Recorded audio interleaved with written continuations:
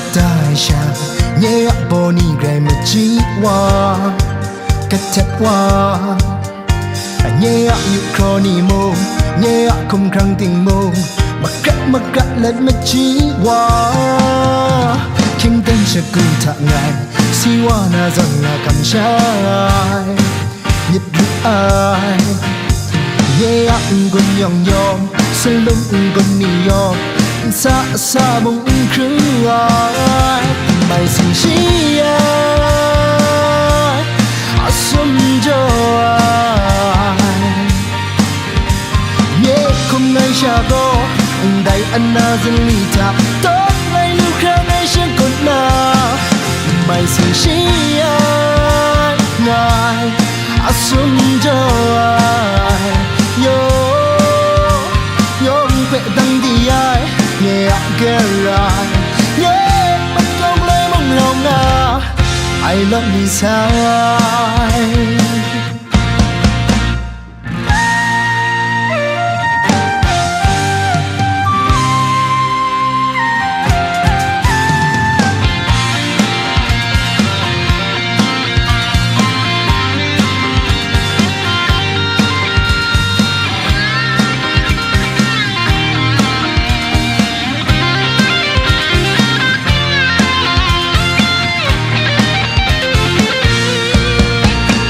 chính tên sẽ cứ thả ngày si hoa na dần là cầm trái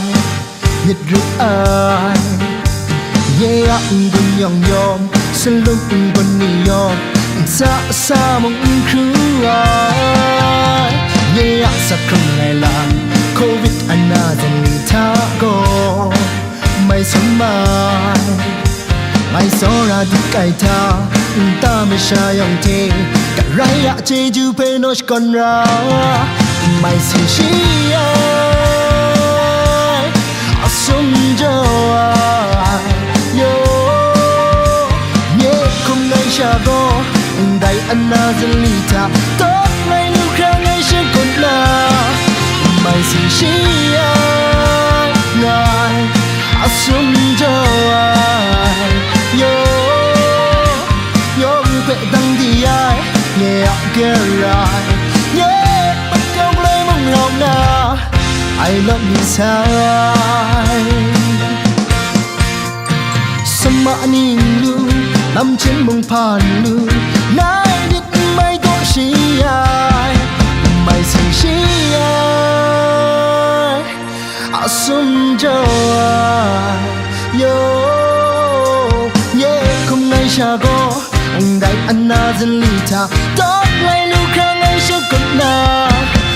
mày xin chi ai ngài xuân cho ai yo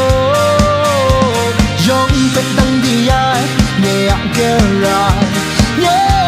công lấy mong lòng à I love me sai